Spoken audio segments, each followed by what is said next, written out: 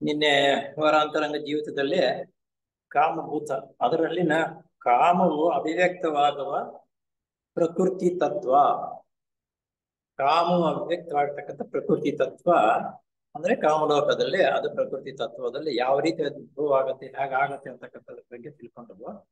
ಇವತ್ತೊಂದು ದಿವಸ ಈಶ್ವರ ಶಬ್ದ ಬ್ರಹ್ಮ ಅಂತರಂಗ ಜೀವಿತದಲ್ಲಿ ಈಶ್ವರ ಶಬ್ದ ಬ್ರಹ್ಮ ಅನ್ನೋದ್ರ ಬಗ್ಗೆ ಸ್ವಲ್ಪ ಕಠಿಣವಾಗಿ ಇರ್ತಕ್ಕಂಥದ್ದು, ಕಠಿಣವಾಗಿ ಇದ್ರೂ ಸಮೇತ ನಾವು ಅದನ್ನ ಸ್ವಲ್ಪವಾದ್ರೂ ತಿಳ್ಕೊಳ್ಳೇಬೇಕು. ನಮ್ಮ ಸೌರ ಬ್ರಹ್ಮಾಂಡಾಧಿಪತಿಯಲ್ಲಿ ಸಮಂಜಸವಾದ ರೀತಿಯಲ್ಲಿ ವಿಚಾರ ಮಾಡಿತಕ್ಕ ಜಿಜ್ಞಾಸುಗಳಿಗೆ ತೃಪ್ತಿ ಉಂಟು. ಮಾಡತಕ್ಕ ಸದ್ಗುಣಗಳ ಮೂರ್ತಿವತ್ತಾದ ನ್ಯಾಯಕ್ಕೂ ಧರ್ಮಕ್ಕೂ ಆದರ್ಶ ರೂಪವಾದ ವ್ಯಕ್ತಿ ದೇವನನ್ನು ಕಾಣಬಹುದು. ಆದರ್ಶವಾಗಿರಬೇಕು, ಧರ್ಮಕ್ಕೆ ನ್ಯಾಯಬದ್ಧವಾಗಿ ಧರ್ಮವಾಗಿ ಆದರ್ಶವಾಗಿರ್ತಕ್ಕಂಥವರು ದೇವರನ್ನ ನೋಡಬಹುದು, ತಿಳ್ಕೋಬಹುದು. ಈ ಗುಣಗಳು ನಾವಿದ್ದರೆ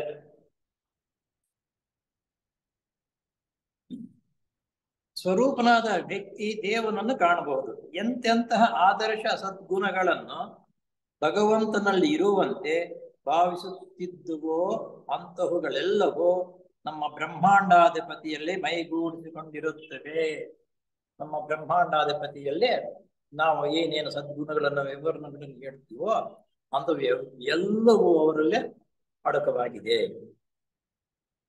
ಕ್ರೌರ್ಯ, ಅನ್ಯಾಯ, ಪಕ್ಷಪಾತ ದೃಷ್ಟಿ, ಹೊಟ್ಟೆ ಕಿಚ್ಚು ಮುಂತಾದ ದುರ್ಗುಣಗಳನ್ನ ಯಾರಾದರೂ ಮೂಢ ಭಕ್ತರು ಬಯಸುವುದಾದರೆ ಅಂತಹವು ನಮ್ಮ ಬ್ರಹ್ಮಾಂಡಾಧಿಪತಿಯಲ್ಲಿ ದೊರೆಯುವುದಿಲ್ಲ.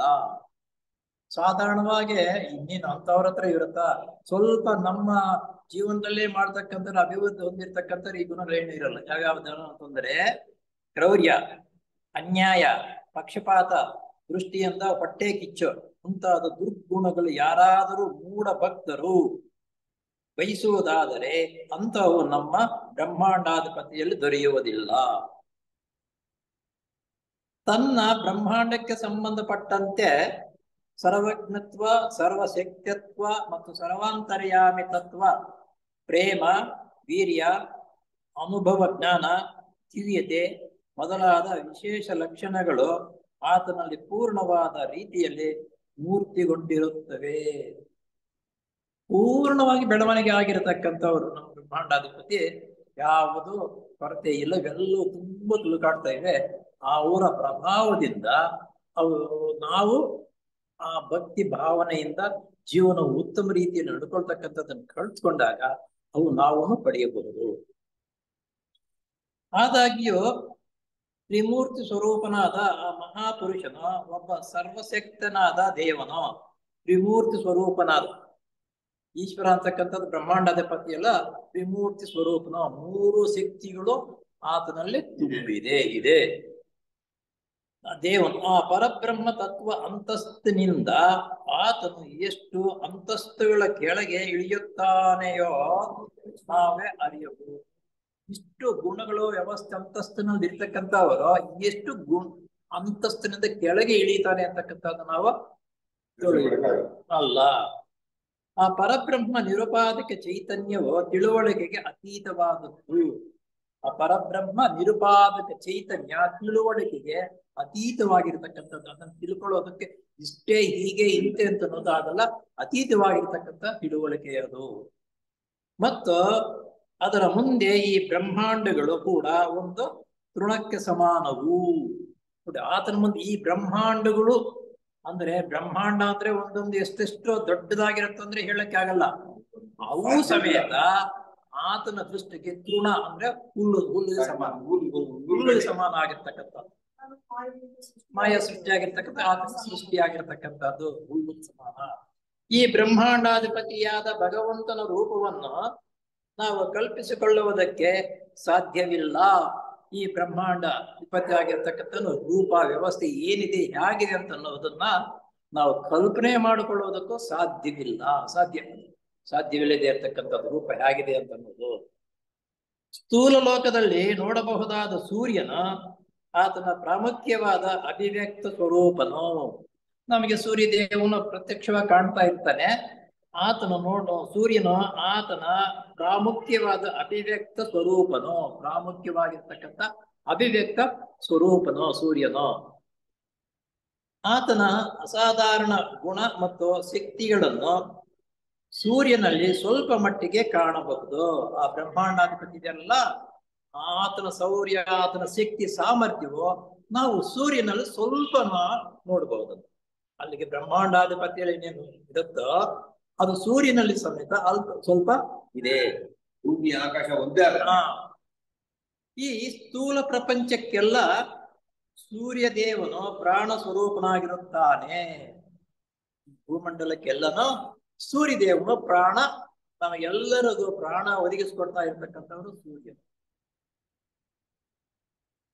ಮಾನವನಿಗೆ ಹೃದಯವು ಹೇಗೋ ಹಾಗೆ ಸೌರ ಬ್ರಹ್ಮಾಂಡಕ್ಕೆ ಸೂರ್ಯನ ಚೈತನ್ಯ ಕೇಂದ್ರವಾಗಿರುತ್ತಾನೆ. ಸೌರ ಬ್ರಹ್ಮಾಂಡಕ್ಕೆ ಸೂರ್ಯನ ಕೇಂದ್ರ ಬಿಂದುವಾಗಿರುತ್ತಾನೆ. ನಮಗೆ ಹೃದಯವೋ ಎಷ್ಟು ಪ್ರಾಮುಖ್ಯವೋ ಹಾಗೆ ಸೌರ ಬ್ರಹ್ಮಾಂಡಕ್ಕೆ ಸೂರ್ಯನು ಅಷ್ಟು ಪ್ರಾಮುಖ್ಯ. ಈ ಸ್ಥೂಲ ಬ್ರಹ್ಮಾಂಡವೆಲ್ಲ ನಮ್ಮ ಬ್ರಹ್ಮಾಂಡಾಧಿಪತಿಯ ಸ್ಥೂಲ ದೇಹದಂತೆ ಇರುತ್ತದೆ. ಈ ಸ್ಥೂಲ ಬ್ರಹ್ಮಾಂಡವೆಲ್ಲ ನಮ್ಮ ಬ್ರಹ್ಮಾಂಡಾಧಿಪತಿಯ ಸ್ಥೂಲ ದೇಹದಂತೆ ಇರುತ್ತದೆ. ಆದರೆ ಆತನ ಚಟುವಟಿಕೆಗಳು ಈ ಬ್ರಹ್ಮಾಂಡದಲ್ಲಿ ನಡೆಯುವುದಕ್ಕಿಂತಲೂ ಹೆಚ್ಚು ಮಹತ್ತರವಾದ ರೀತಿಯಲ್ಲಿ ಅದಕ್ಕೆ ಅತೀತವಾಗಿ ನಡೆಯುತ್ತವೆ. ನಮ್ಮ ಈ ಬ್ರಹ್ಮಾಂಡದಲ್ಲಿ ನಡೆಯತಕ್ಕಂಥ ವ್ಯವಸ್ಥೆ ಇದೆಯಲ್ಲ, ಅದಕ್ಕಿಂತ ಹೆಚ್ಚಾಗಿ ಅತೀತವಾಗಿ ಅಲ್ಲಿ ನಡೆಯುತ್ತವೆ. ಇಲ್ಲಿ ನಾನು ಅಂತಂದ್ರೆ ಲೆಟ್ಬಿಟ್ರೆ ಹೇಳ್ತಕ್ಕಂಥದ್ದು, ಯೋಗಿ ಲೆಟ್ಬಿಟ್ರೆ ಹೇಳ್ತಾರೆ, ಆ ಪರಮ ಪುರುಷನ ರೂಪದ ಪ್ರತಿಬಿಂಬವನ್ನು, ಆ ಪರಮ ಪುರುಷದ ರೂಪದ ಪ್ರತಿಬಿಂಬವನ್ನು ಲೆಟ್ಬಿಟ್ರೆ ಹೇಳ್ತಾ ಇರೋದು. ನನ್ನ ಮನಸ್ಸಿನಲ್ಲಿ ಕಲ್ಪಿಸಿಕೊಳ್ಳಲು ಪ್ರಯತ್ನ ಪಟ್ಟಲಿಲ್ಲ, ಆದರೆ ಎಲ್ಲದರೊಳಗೂ ಹೊರಗೂ ವ್ಯಾಪಕವಾಗಿರುವ ಮಹಾ ಚೈತನ್ಯದಂತೆ ಧ್ಯಾನ ಮಾಡುತ್ತೇನೆ. ಆತನ ಒಂದೇ ರೂಪವಾಗಿ ಈ ರೀತಿ ರೂಪ ಅಂತ ಕಾಣ್ತಾ ಇರ್ಲಿಲ್ಲ. ಆತನ ಬ್ರಹ್ಮಾಂಡ ರೂಪವು ನನ್ನ ಒಳಗೂ ಹೊರಗೂ ಚೈತನ್ಯದ ಎಲ್ಲಾ ಕಡೆ ಇದೆ ಅಂತ ಅನ್ನುವುದನ್ನು ಇದರಲ್ಲಿ ನಾನು ಧ್ಯಾನ ಮಾಡುತ್ತೇನೆ. ನಾನು ಆತನೇ, ಇತರೆ ಮಾನವರೆಲ್ಲರೂ ಆತನ ಸ್ವರೂಪವೇ. ನಾನು ಆತನೇ, ಇತರೆ ಮಾನವರ ಸ್ವರೂಪವೆಲ್ಲವೂ ಆತನೇ ಅನ್ನುವ ದೃಷ್ಟಿಯಿಂದ ನಾನು ಧ್ಯಾನ ಮಾಡುತ್ತೇನೆ. ಒಟ್ಟಿನಲ್ಲಿ ಹೇಳಬೇಕಾದರೆ ಆತನಲ್ಲಿರುವ ಒಂದು ವಸ್ತುವು ಕೂಡ ಇಲ್ಲ. ಈ ಬ್ರಹ್ಮಾಂಡವೆಲ್ಲ ಆತನೇ ಆದಾಗ್ಯೂ, ಈ ಬ್ರಹ್ಮಾಂಡವೆಲ್ಲವೂ ಆತನೇ. ಯಾರೋ ಈಶ್ವರ ಬ್ರಹ್ಮ, ಶಬ್ದ ಬ್ರಹ್ಮನು. ಅದಕ್ಕೆ ಅತೀತವಾದ ಆತನ ಶಕ್ತಿ ಸಾಮರ್ಥ್ಯಗಳು, ದಿವ್ಯತೆಯು ಎಷ್ಟರ ಮಟ್ಟಿಗೆ ಉನ್ನತ ಮಟ್ಟದಲ್ಲಿರುತ್ತವೆ. ಆತನ ಶಕ್ತಿ ಸಾಮರ್ಥ್ಯ ದಿವ್ಯತೆ ಉನ್ನತ ಮಟ್ಟದಲ್ಲಿರುತ್ತೆ ಯಾವಾಗ್ಲೂ. ಆದ್ರೆ ಕೆಳಮಟ್ಟ ಮತ್ತು ಲೋ ಮಟ್ಟ ಅಂತಕ್ಕಂಥದ್ದಂದ್ರೆ ಏನು ಅಂತ ನಮ್ಗೆ ಗೊತ್ತು. ಆದ್ರೆ ಯಾವಾಗಲೂ ಕೆಳಮಟ್ಟಕ್ಕೆ ಇರುವುದಿಲ್ಲ, ಯಾವಾಗಲೂ ಉನ್ನತ ಮಟ್ಟದಲ್ಲಿ ಅವರು ಇದ್ದಾರೆ. ಆ ಬ್ರಹ್ಮಾಂಡವು ನಮಗೆ ಎಷ್ಟು ಮಹತ್ತರವಾಗಿ ತೋರಿದಾಗಿಯೂ, ಈ ಬ್ರಹ್ಮಾಂಡ ನೆನೆಸ್ಕೊಂಡ್ರೆ ಸಾಕು ಎಷ್ಟು ಮಹತ್ತರವಾಗಿದೆಯಪ್ಪ ಅಂತ. ನಾವು ಸಿನಿಮಾದಲ್ಲಿ ನೋಡಲ್ವಾ, ಕೃಷ್ಣನ ಅವತಾರ ಪುರುಷನಾಗಿ ಇದನ್ನು ತೋರಿಸಿದ್ದು, ಅದನ್ನು ಸಿನಿಮಾದಲ್ಲಿ ನೋಡಿದ್ರೇನೆ ಭಯಂಕರವಾಗತ್ತೆ ನಮಗೆ. ಅಂತ ಆ ಬ್ರಹ್ಮಾಂಡ ಸ್ವರೂಪವನ್ನು ನಾವು ನೋಡೋದಕ್ಕೆ ಸಾಧ್ಯವಿದೆಯಾ ಅಂದ್ರೆ ಆಗುವುದಿಲ್ಲ. ಇದು ಒಂದು ಆಟದ ವಸ್ತುವಿದ್ದಂತೆ.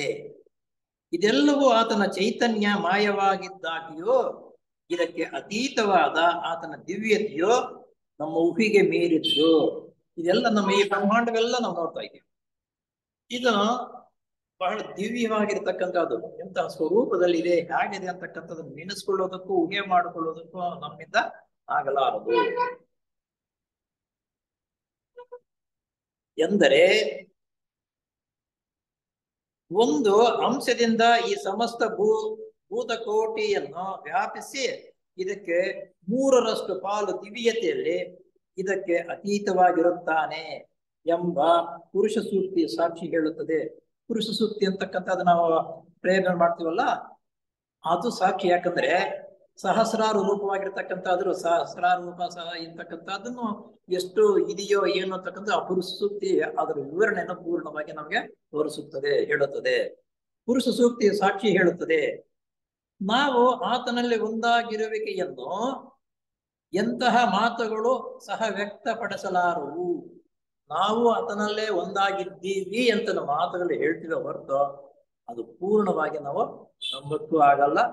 ಹೇಳಿದ್ರು ನಾವು ಅದನ್ನ ಅಯ್ಯೋ ಹೌದಾ ನಾವು ಅವರು ಒಂದೇನಾ ಅಂತಂದ್ರೇನು ನಮ್ಗೊಂಥರ ಗಾಬರಿ ಆಗುತ್ತೆ. ನಾವು ಆತನ ದಿವ್ಯ ದೇಹದಲ್ಲಿ ಕಣಗಳಂತೆ ಇರುತ್ತೇವೆ. ಬ್ರಹ್ಮಾಂಡನ ದೇಹ ಇದೆಯಲ್ಲ, ಆ ದೇಹದಕ್ಕೆ ನಾವೆಲ್ಲ ಕಣಗಳು, ಪ್ರತಿಯೊಂದು ಒಂದೊಂದು ಒಬ್ಬೊಬ್ಬನು ಒಂದೊಂದು ಕಣವಾಗಿ ಆತನಲ್ಲಿ ಸೇರ್ಕೊಂಡಿದ್ದೀವಿ ಎಂದರೂ ತಪ್ಪಾಗುತ್ತದೆ. ಏಕೆಂದರೆ ನಮ್ಮ ಆತ್ಮ ಚೈತನ್ಯವು ನಮ್ಮ ದೇಹದ ಕಣಗಳ ಮೂಲಕ ಅಭಿವ್ಯಕ್ತವಾಗುವುದು ಅತ್ಯ ಅಲ್ಪ. ನಮ್ಮ ದೇಹವು, ಏಕೆಂದ್ರೆ ನಮ್ಮ ಆತ್ಮ ಚೈತನ್ಯವು ನಮ್ಮ ದೇಹದ ಕಣಗಳ ಮೂಲಕ ಅಭಿವ್ಯಕ್ತವಾಗುವುದು ಅತ್ಯ ಅಲ್ಪ. ಇಲ್ಲಿ ನಮ್ಮ ದೇಹ ಕಣಗಳಿಂದ ಹೊಂದತಕ್ಕಂಥದ್ದು ಅತ್ಯಲ್ಪವಂತ, ಸ್ವಲ್ಪವೇ ಅಂತ, ಅತ್ಯ ಅಲ್ಪ. ಆದರೆ ಆ ಮಹಾನುಭಾವನ ಚೈತನ್ಯವು ನಮ್ಮ ಮೂಲಕ ಅಭಿವ್ಯಕ್ತವಾಗುವುದು ಅಂತಹ ಹೋಲಿಕೆಗೆ ಮೀರಿದ್ದು. ನಾವು ಸ್ವಲ್ಪ ಪ್ರಯತ್ನ ಪಟ್ಟಾಗ ಈ ಪ್ರಕೃತಿಯಲ್ಲಿರ್ತಕ್ಕಂಥ ಕಣಗಳ ಜೊತೆಗೆ ಅದನ್ನ ಪ್ರಭಾವ ಸಾಮರ್ಥ್ಯವು ಸೇರಿಕೊಂಡು ನಮ್ಮಲ್ಲಿ ದೇಹ ಕಟ್ಟಿಕೊಳ್ತಕ್ಕಂಥ ಕಣಗಳು ಇರುತ್ತವೆ. ವಿಶ್ವಾಂಡದ ಅತ್ಯಂತ ಕೆಳಗಿನ ಮಟ್ಟದಲ್ಲಿರುವ ನಮ್ಮ ಆದಿತತ್ವದಲ್ಲಿ ಆತನ ಮೊದಲನೇ ಮೂರ್ತಿ. ನಮ್ಮ ಆದಿತತ್ವದಲ್ಲಿ ಆತನ ಮೊದಲನೇ ಮೂರ್ತಿ ಅಂದ್ರೆ ಶಿವ ಮೂರ್ತಿ. ಆತನ ಎರಡನೇ ಮೂರ್ತಿಯೇ ವಿಷ್ಣುವು. ಇದು ಆದಿ ಲೋಕ ಅಂದ್ರೆ ಇದು ಆದಿಲೋಕ ಇರ್ತಕ್ಕಂಥದ್ದು, ಅಲ್ಲಿ ಇರ್ತಕ್ಕಂಥದ್ದು ಆತನ ತತ್ವ. ಎರಡನೇದು ವಿಷ್ಣು ತತ್ವ, ಮೂರನೇದು ಬ್ರಹ್ಮ ಅಂತಕ್ಕಂಥದ್ದು.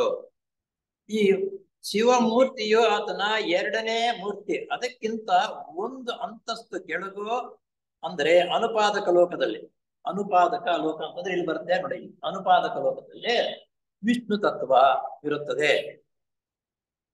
ಆತನ ಮೂರನೇದು ಮೂರ್ತಿಯು ನಮ್ಮ ನಿರ್ವಾಣ ಲೋಕದಲ್ಲಿನ ಉನ್ನತ ಮಟ್ಟದಲ್ಲೂ ಅಭಿವ್ಯಕ್ತವಾಗುತ್ತಾನೆ. ಮೂರನೇದಾಗಿ ಉನ್ನತ ಮಟ್ಟದಲ್ಲಿ ಅಭಿವ್ಯಕ್ತಿಯಾಗಿ ಆತನಾಗ್ತಾನೆ. ಯೋಗಿಯು ತಮ್ಮ ಪ್ರಜ್ಞೆಯನ್ನು ಮೇಲಿನ ಅಂತಸ್ತಿಗೆ ಹತ್ತಿಸಿ, ಯೋಗಿ ಆಗಿರತಕ್ಕಂಥವನು ತನ್ನ ಪ್ರಜ್ಞಾ ಮಟ್ಟವನ್ನು ಮೇಲಕ್ಕೆ ಈ ಲೋಕಗಳ ಹತ್ತಿಸಿದಾಗ, ಯೋಗಿ ಆಗಿರ್ತಕ್ಕಂಥವನು ಪ್ರಜ್ಞಾ ಮಟ್ಟಕ್ಕೆ ಆ ಮೇಲಿನ ಲೋಕಗಳಿಗೆ ಹತ್ತಿಸ್ತಾನೆ. ಮೊದಲು ಮೂರನೇ ಮೂರ್ತಿಯೊಡನೆಯೋ, ಇಲ್ಲಿ ಮೊದಲು ಮೂರನೇ ಮೂರ್ತಿ ಅಂದ್ರೆ ಯಾರು? ಬ್ರಹ್ಮ. ಮೂರನೇ ಮೂರ್ತಿ ಬ್ರಹ್ಮ. ಅಲ್ಲಿಗೆ ತನ್ನ ಯಾವುದರಿಂದ ಜ್ಞಾನ ಮತ್ತು ತಪಸ್ಸು ಧ್ಯಾನ ಮಾಡೋದ್ರಿಂದ ಆ ಮೂರನೇ ಮೂರ್ತಿ ಆಗಿರ್ತಕ್ಕಂಥ ಬ್ರಹ್ಮಲೋಕವರೆಗೂ ಹತ್ತಿಸಬಹುದು. ಹತ್ತಿಸಿ ಮೊದಲು ಮೂರನೇ ಮೂರ್ತಿಯೊಡನೆ, ಅನಂತರ ಎಷ್ಟೋ ದೀರ್ಘಕಾಲ ಪ್ರಯತ್ನದ ಫಲವಾಗಿ ಎರಡನೇದು ಅಷ್ಟು ಸುಲಭವಾಗಲ್ಲ. ಇವೆಲ್ಲವನ್ನ ದಾಟಿ ನಾವು ಧ್ಯಾನ ಮಾಡ್ತಾ ಪರಿಶುದ್ಧರಾಗಿ ಆದ ಮೇಲೆ ನಮ್ಮ ಜ್ಞಾನವು ಮೂರನೇ ಮೂರ್ತಿ ಆಗಿರ್ತಕ್ಕಂಥ ಬ್ರಹ್ಮಲೋಕದವರೆಗೂ ಹತ್ತಬಹುದು. ನಂತರ ಎಷ್ಟೋ ಕಾಲಗಳು ನಂತರ ಅದೇ ರೀತಿ ಜೀವನವನ್ನು ನಡೆಸ್ತಾ ಬಂದಾಗ ಮುಂದಕ್ಕೆ ಮತ್ತು ಒಂದನೇ ಮೂರ್ತಿಯೊಡನೆ ಎರಕವಾಗಲು ಸಾಧ್ಯ. ಯೋಗಿಯು ತಮ್ಮ ಪ್ರಜ್ಞೆಯನ್ನು ಮೇಲಿನ ಅಂತಸ್ತುಗಳಿಗೆ ಹತ್ತಿಸಿ ಮೊದಲು ಮೂರನೇ ಮೂರ್ತಿಯೊಡನೆಯೋ ಅನಂತರ ಎಷ್ಟೋ ದೀರ್ಘಕಾಲದ ಪ್ರಯತ್ನದ ಫಲವಾಗಿ ಎರಡನೇ ಮತ್ತು ಒಂದನೇ ಮೂರ್ತಿಗಳೊಡನೆ ಎರಕವಾಗಲು ಸಾಧ್ಯವಾಗುತ್ತದೆ. ಯಾವ ರೀತಿ ಅಂದ್ರೆ ನಾವು ಅದಕ್ಕಾಗಿ ನಮ್ಮ ಥಿಸಾಫಿಕಲ್ ಸೊಸೈಟಿ ಅಂತಕ್ಕಂಥದ್ದು ಸ್ಥಾಪನೆ ಮಾಡಿರ್ತಕ್ಕಂಥದ್ದು.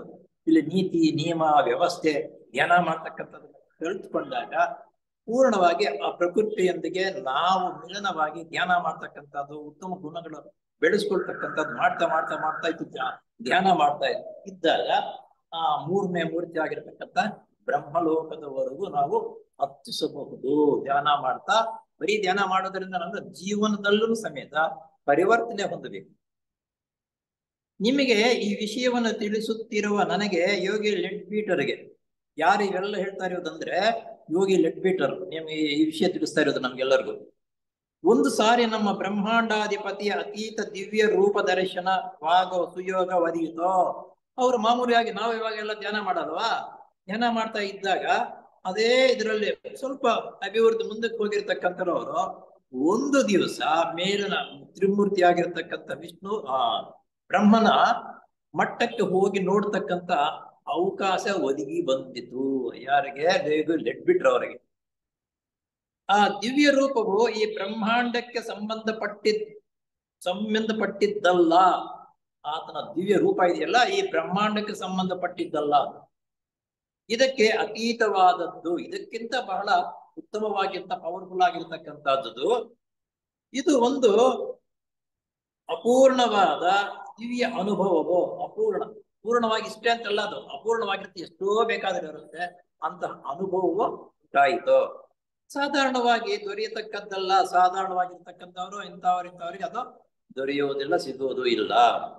ನಮ್ಮ ಕೆಳಗಿನ ಲೋಕಗಳ ಅನುಭವಗಳು ಎಷ್ಟೇ ದಿವ್ಯವಾಗಿದ್ದಾಗ್ಯೋ, ನಮ್ಮ ಕೆಳಗಿನ ಲೋಕಗಳಲ್ಲಿ ಅನುಭವಗಳು ಎಷ್ಟೇ ದಿವ್ಯವಾಗಿ ಎಷ್ಟೋ ಉತ್ತಮವಾಗಿದ್ದರೂ ಸಮೇತ ಅಷ್ಟು ಬೇಗ ಆ ಮಟ್ಟಕ್ಕೆ ಹತ್ತುವುದಕ್ಕೆ ಆಗಲಾರದು. ಅವು ಅದಕ್ಕೆ ಸಾಟಿಯಾಗಲಾರವು. ಒಂದು ಸಾಹಸದಿಂದ ಕೂಡಿದ ಅಪೂರ್ವ ಪ್ರಯತ್ನದಿಂದ ಅದು ಸಾಧ್ಯವಾಯಿತು. ಏನಾಯ್ತಪ್ಪ ಅಂದ್ರೆ ಒಂದು ಅಪೂರ್ವವಾಗಿರುವ ಸಾಹಸದಿಂದ ಧ್ಯಾನ ಮಾಡ್ತಕ್ಕಂಥದ್ದು ಅವ್ರಿಗೆ ಮುಂದುವರಿತಕ್ಕಂತಹ ಜೀವಾತ್ಮ ಬೆಳವಣಿಗೆ ಆಗಿದೆ. ಆ ಒಂದು ರೀತಿ ನಿಯಮ ವ್ಯವಸ್ಥೆ ರೀತಿಯ ಜೀವನವನ್ನು ನಡೆಸ್ತಾ ಇತ್ತು. ಧ್ಯಾನ ಮಾಡುವಾಗ ಆ ಅವಕಾಶ ಒಂದ್ಸಲಿ ಅವರಿಗೆ ಒದಗಿ ಬರುತ್ತಂತೆ. ಅದೇನೆಂದರೆ, ನಾನು ಮತ್ತು ಬೇರೆ ಶಾಖೆಗೆ ಸಂಬಂಧಪಟ್ಟ ಮತ್ತೊಬ್ಬ ಸ್ನೇಹಿತನು. ಇಲ್ಲಿ ಶಾಖೆ ಅಂದ್ರೆ 7 ಶಾಖೆಗಳು ಅನ್ನೋದು ನಮ್ಗೆಲ್ಲರಿಗೂ ಗೊತ್ತು. ಒಬ್ಬೊಬ್ಬರು ಒಂದೊಂದು ಶಾಖೆಯಿಂದ ನಾವು ಹುಟ್ಟಿರ್ತಕ್ಕಂಥವ್ರು. ಅವ್ರ ಜೊತೆಗೆ ಇನ್ನೊಂದು ಶಾಖೆಯಲ್ಲಿ ಬೆಳವಣಿಗೆ ಆಗಿರ್ತಕ್ಕಂಥವ್ರ ಜೊತೆಗೆ ಸೇರಿ ಇಬ್ರು ಧ್ಯಾನ ಮಾಡ್ತಾ ಇರುವಾಗ ಸ್ನೇಹಿತನು ಒಂದಾಗಿ ನಮ್ಮ ಪ್ರಜ್ಞೆಯನ್ನು ಮೇಲಕ್ಕೆ ಹತ್ತಿಸಿದವೋ. ಇಲ್ಲಿ ಒಂದು ವಿಷಯ ಬರುತ್ತೆ, ಗೊತ್ತಾಗತ್ತೆ. ಒಂಟಿಯಾಗಿ ಒಬ್ಬರಾಗಿ ಧ್ಯಾನ ಮಾಡೋದಕ್ಕಿಂತ ಸಾಮೂಹಿಕವಾಗಿ ಧ್ಯಾನ ಮಾಡಿದಾಗ ಅದರ ಸಾಮರ್ಥ್ಯ ಶಕ್ತಿ ಬೆಳವಣಿಗೆ ಆಗುತ್ತೆ. ಅದಕ್ಕಾಗಿ ನಾವು ಗ್ರೂಪ್ನಲ್ಲೇ ಧ್ಯಾನ ಮಾಡಬೇಕಾಗಿರತಕ್ಕಂಥದ್ದು ಉತ್ತಮ ಅಂತ. ಆಗ ಪ್ರತಿಯೊಬ್ಬರು ಪ್ರತ್ಯೇಕವಾಗಿ ಎಟ್ಟಿಸಿಕೊಳ್ಳಲು ಆಗದಿದ್ದ ಉನ್ನತ ಮಟ್ಟಕ್ಕೆ ನಮ್ಮಿಬ್ಬರ ಪ್ರಜ್ಞೆಯು ಒಂದೇ ಆಗಿ ಅಂತ ಉನ್ನತ ಮಟ್ಟವನ್ನು ಎಟಕಿಸಿಕೊಳ್ಳುವು. ನೋಡಿ, ಒಬ್ಬರೇ ಆ ರೀತಿ ಧ್ಯಾನ ಮಾಡ್ತಾ ಇರುವುದಕ್ಕಿಂತ ನಾವಿಬ್ಬರು ಏಕಕಾಲದಲ್ಲಿ ಒಟ್ಟಾಗಿ ಧ್ಯಾನ ಮಾಡೋದ್ರಿಂದ ಆ ಉನ್ನತ ಮಟ್ಟಕ್ಕೆ ನಾವು ಹತ್ತಿದವು, ಸಾಧ್ಯವಾಯಿತು. ಆಗ ನಮಗೆ ಗೋಚರವಾದುವನೇ ಏನೆಂದರೆ, ಆ ಮಹಾಪುರುಷನು ತನ್ನ ಬ್ರಹ್ಮಾಂಡದ ಮಟ್ಟಕ್ಕೆ ಅತೀತವಾದ ಉನ್ನತ ಮಟ್ಟದಲ್ಲಿ ತನ್ನದೇ ಆದ ದಿವ್ಯ ರೂಪದಿಂದ ಕಂಗೊಳಿಸುತ್ತಾನೆ. ಆ ಆತ್ಮನು ಆ ಮಟ್ಟಕ್ಕೆ ಇವರು ಹೇಳಿದಾಗ ಆ ದಿವ್ಯ ರೂಪವು ಸೌಂದರ್ಯವು ತನ್ನದೇ ಒಂದು ವೈಭವ ರೀತಿಯಲ್ಲೇ ಕಾಣಿಸುತ್ತೆ ನಮಗೆ. ಇಲ್ಲೇ ನಮಗೆ ಒಂದು ಜ್ಞಾಪಕ ಬರ್ತಿದೆ ಹೇಳಿದ ತಕ್ಷಣ, ನಮ್ಮ ಇವರು ಕೃಷ್ಣಾಜಿಯವರು ಅಮೆರಿಕಾದಲ್ಲಿ ಇದ್ದಾಗ ಅವರು ಧ್ಯಾನ ಮಾಡ್ತಾ ಇದ್ದಾರೆ. ಬಹಳ ಸ್ವಲ್ಪ ಮೇಳಕ್ಕೆ ಹೋಗ್ತಕ್ಕಂಥವ್ರು ಮನೆಯಲ್ಲೇ ಕೂತ್ಕೊಂಡು ಧ್ಯಾನ ಮಾಡ್ತಿದ್ರೆ ಇರಕ್ ಆಗ್ಲಿಲ್ವಂತದ್ದು. ಆತನ ಮನೆ ಮುಂದ್ಗಡೆ ಇರ್ತಕ್ಕಂಥ ಒಂದು ಮರದ ಕೆಳಗಡೆಗೆ ಹೋಗಿ ಧ್ಯಾನ ಮಾಡ್ತಾ ಇರುವಾಗ ಒಂದು ಜ್ಞಾನೋದಯ ಒಂದು ರೀತಿಯಲ್ಲಿ ಏನಾಯ್ತು ಅಂತಂದ್ರೆ ಸಾಮರ್ಥ್ಯ ಶಕ್ತಿ ಅಂತ ಬಂದಿದ್ದು. ಬಹಳ ಅಚ್ಚುಕಟ್ಟಾಗಿ ವ್ಯವಸ್ಥೆ ರೀತಿಯಲ್ಲಿ ಧ್ಯಾನ ಮಾಡ್ಕೊಳ್ತಕ್ಕಂಥವ್ರು ಪ್ರವೃತ್ತಿ ಮೊದಲನೇ ಬಾರಿಗೆ ಬಂದಾಗ, ನಂತರ ಎಚ್ಚರವಾದಾಗ ನೋಡಿತಾರಂತೆ. ನೋಡಿದ್ರೆ ಎಲ್ಲಾ ಗಿಡದಲ್ಲೂ ಆತನೇ, ಮರದಲ್ಲಿನೂ ಆತನೇ, ಮುದುಕಲ್ಲೂ ಆತನೇ. ಬೇರೆ ಮನುಷ್ಯರನ್ನು ಯಾರು ನೋಡಿದ್ರು ಒಂದೇ ಎಲ್ಲ ಸರಿ ಸಮಾನವಾಗಿ ಆತನ ದೃಷ್ಟಿಗೆ ಬಿತ್ತು ಅಂತ ಹೇಳ್ತಾರೆ. ಬರೀ ಅಷ್ಟೇ, ಎಲ್ಲದರಲ್ಲಿ ಇರ್ತಕ್ಕಂಥ ಚೈತನ್ಯವು ಒಂದೇ, ಎಲ್ಲವೂ ಒಂದೇ ಏಕ ರೀತಿಯಲ್ಲಿ ಕಾಣಿಸ್ತು ಅಂತ ಏನು ನೋಡಿ. ನಮ್ಮ ಈ ಸ್ಥೂಲ ಲೋಕದಲ್ಲಿ ಅವರು ಸ್ವಲ್ಪ ಧ್ಯಾನದಲ್ಲಿ ಮುಂದುವರೆದು ಹೋಗಿರತಕ್ಕಂಥವ್ರ ಜ್ಞಾನ ಸ್ವಲ್ಪ ಫಲಕಾರಿ ಆದಾಗ, ಧ್ಯಾನದಿಂದ ಎಚ್ಚರವಾದಾಗ ಈ ರೀತಿ ಎಲ್ಲವೂ ಒಂದೇ ರೀತಿ, ಕಲ್ಲು, ಮನುಷ್ಯನು, ಮೃಗಗಳು, ಬೇರೆ ಎಲ್ಲ ಯಾವುದು ನೋಡಿದರೋ ಆ ಭಗವಂತನ ಚೈತನ್ಯ, ಈತನ ಚೈತನ್ಯ ಒಂದೇ ರೀತಿಯಲ್ಲಿ ದರ್ಶನವಾಯಿತು ಅಂತ ಅನ್ನೋದನ್ನ ಅವರ ಇದರಲ್ಲಿ ಹೇಳ್ತಾರೆ. ಹಾಗೆ ಇನ್ನು ಯೋಗಿ ಲೆಟ್ಬಿಟ್ರು ಆ ಮಟ್ಟಕ್ಕೆ ಆ ಲೋಕಕ್ಕೆ ಏನು ಮೂರನೇ ಮೂರ್ತಿ ಆಗಿರ್ತಕ್ಕಂಥ ವಿಷ್ಣು ಇದು ಬ್ರಹ್ಮನ ಮಟ್ಟಕ್ಕೆ ಹೋದಾಗ ಎಷ್ಟು ವೈಭವವಾಗಿರುತ್ತೆ ಮಟ್ಟಕ್ಕೆ ಹೋದಾಗ. ಬ್ರಹ್ಮಾಂಡವೆಂಬ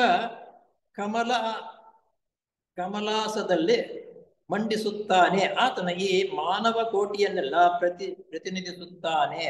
ಆದರೆ ಈ ಮಾನವೀಯತೆಯ ಬೆಳವಣಿಗೆಯ ಮಟ್ಟದಿಂದ ಪರಿಮಿತಿ ಇಲ್ಲದಷ್ಟು ಅಪಾರವಾದ ಪ್ರಗತಿಯನ್ನು ಸಾಧಿಸುತ್ತಾರೆ.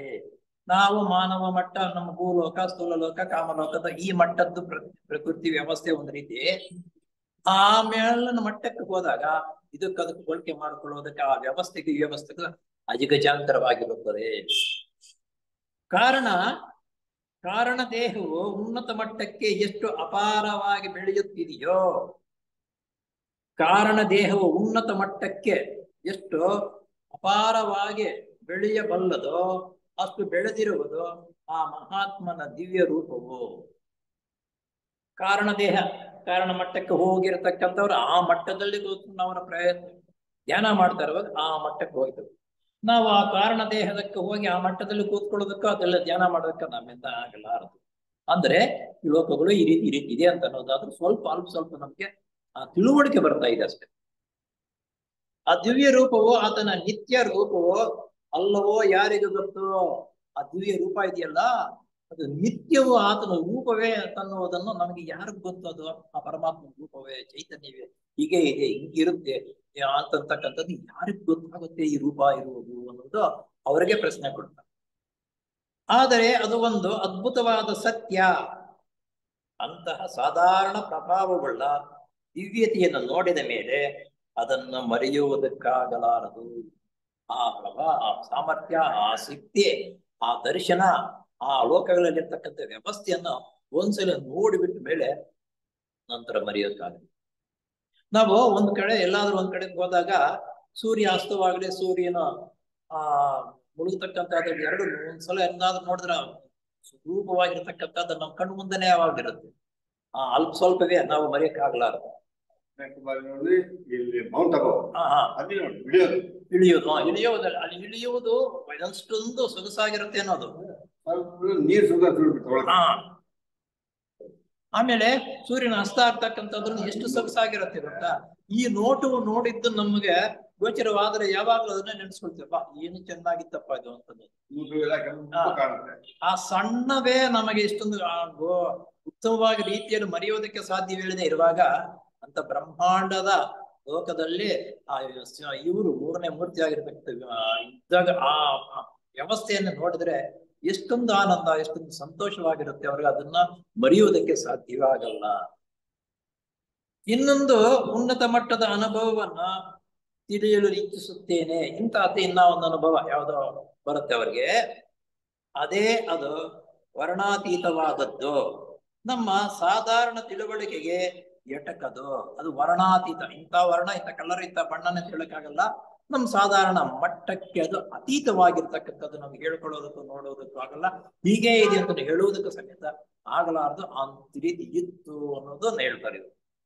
ಒಬ್ಬನು ತನ್ನ ಪ್ರಜ್ಞೆಯನ್ನು ಕಾರಣ ದೇಹದ ಪರಮಾಣು ಮಟ್ಟಕ್ಕೆ ಹತ್ತಿಸಿದ ನಂತರ, ಮಾಮೂಲಿಯಾಗಿರ್ತಕ್ಕಂಥವ್ರು ಸ್ವಲ್ಪ ಮುಂದುವರಿದಿರ್ತಕ್ಕಂಥವ್ರು ಧ್ಯಾನಕ್ಕೆ ಕೂತ್ಕೊಂಡಾಗ ತನ್ನ ಪ್ರಜ್ಞಾ ಮಟ್ಟ ಕಾರಣ ದೇಹ, ನೋಡಿ ಇದು ಕಾರಣ ದೇಹ ಇಲ್ಲಿ ಇದೆಯಲ್ಲ, ಆ ಮಟ್ಟಕ್ಕೆ ಹೋಗ್ಬೇಕು ಅಂತಂದ್ರೆ ನಾವಿಲ್ಲಿ ಧ್ಯಾನ ಮೊನ್ನೆ ಹಿಂದಿನ ತರಗತಿಯಲ್ಲಿ ಇದರಲ್ಲೇ ತಿಳ್ಕೊಂಡು ಧ್ಯಾನ ಮಾಡ್ತಕ್ಕಂಥ ಹಾಗೆ ಧ್ಯಾನ ಮಾಡ್ತಾ ನಮ್ಗೆ ಸಂಬಂಧಪಟ್ಟಿರ್ತಕ್ಕಂಥ ವ್ಯಕ್ತಿ ಕಡೆನೆ ಗಮನವಿಟ್ಟಾಗ ಪೂರ್ಣವಾಗಿ ನಾವು ಸ್ಥೂಲ ಲೋಕಕ್ಕೆ ಸಂಬಂಧಪಟ್ಟಿದ್ದನ್ನು ಬಿಟ್ಟು ಕಾಮಲೋಕಕ್ಕೆ ಹೋಗಿದ್ದೀವಿ ಅಂತಂದ್ರೆ ಇನ್ನು ನಮ್ಮ ಸುತ್ತಮುತ್ತಲು ಬರತಕ್ಕಂಥ ಶಬ್ದ, ಬೇರೆ ವ್ಯವಸ್ಥೆ, ಇನ್ನೊಂದು ಈ ಅಂತ ಗಲಾಟೆ ಆಗ್ತಾ ಇದ್ರು ಅದ್ ನಮ್ಗೆ ಕೇಳಿಸಲ್ಲ.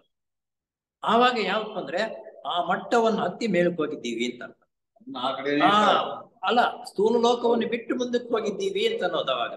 ನಂತರ ಕಾಮಲೋಕಕ್ಕೆ ಮಟ್ಟಕ್ಕೆ ಹೋದಾಗ ಅಂದ್ರೆ ನಾವು ಧ್ಯಾನ ಮಾಡ್ತಿರೋ ಕೋರಿಕೆಗಳು ಹಿಂದಿಂದ ಮುಂದಿಂದ ಆಗಿರ್ತಕ್ಕಂಥ ಎಲ್ಲ ಒಂದರಲ್ಲಿ ಒಂದು ಸೇರ್ಕೊಳ್ತಾ ಇರುತ್ತೆ. ಇವು ಬರದಿರ ಮೌನವಾಗಿ ಬೇರೆ ರೀತಿ ಬಂದಾಗ ಕಾಮಲೋಕವನ್ನು ಬಿಟ್ಟು ಇನ್ನು ಮುಂದಿನ ಹಂತಕ್ಕೆ ಹೋಗ್ತಾ ಇದ್ದೀವಿ ಅನ್ನೋದಕ್ಕೆ ಇದು ಅನುಭವ ಅಂತ ನಾವು ಹೇಳುತ್ತೇವೆ. ನಂತರ ಆತನ ಮುಂದೆ ಪ್ರಜ್ಞೆಯನ್ನು ಹರಿಸುವ 3 ಮಾರ್ಗಗಳು ಗೋಚರವಾಗುತ್ತವೆ.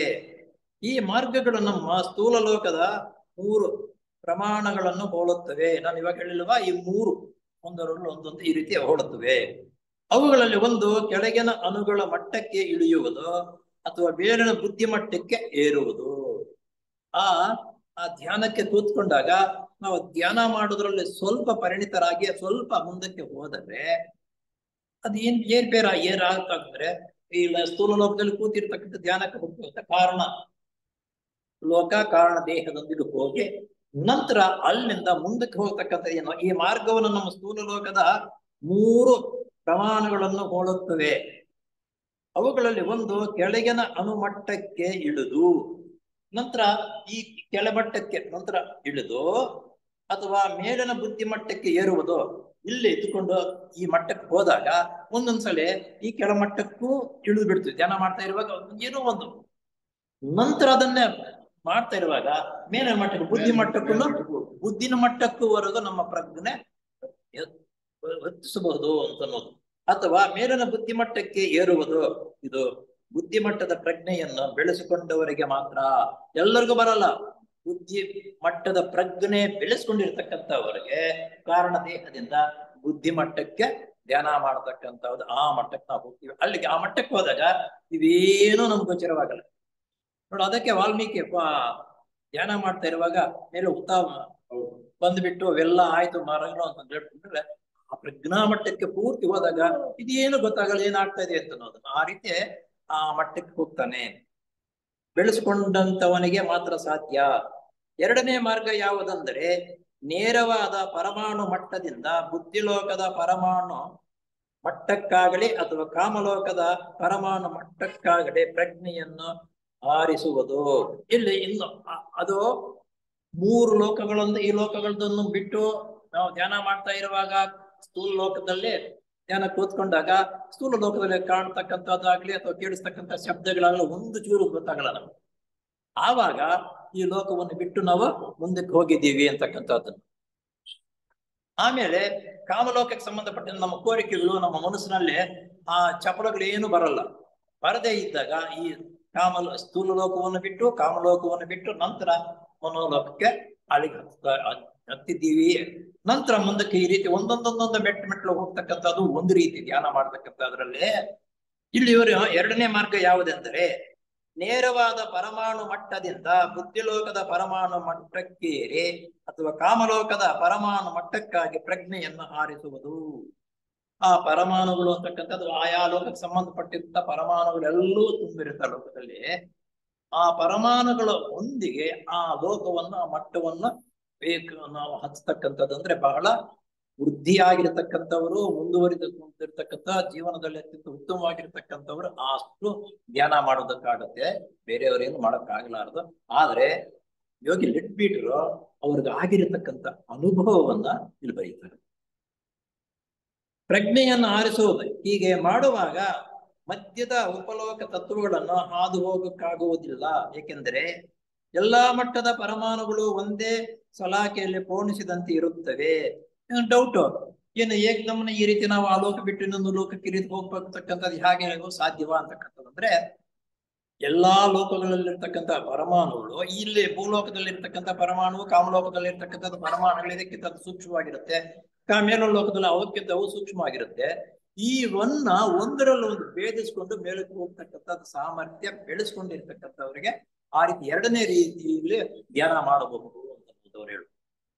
ಒಂದೇ ಸಲಾಕೆಯಲ್ಲಿ ಪೋಣಿಸದಂತೆ ಇರುತ್ತದೆ.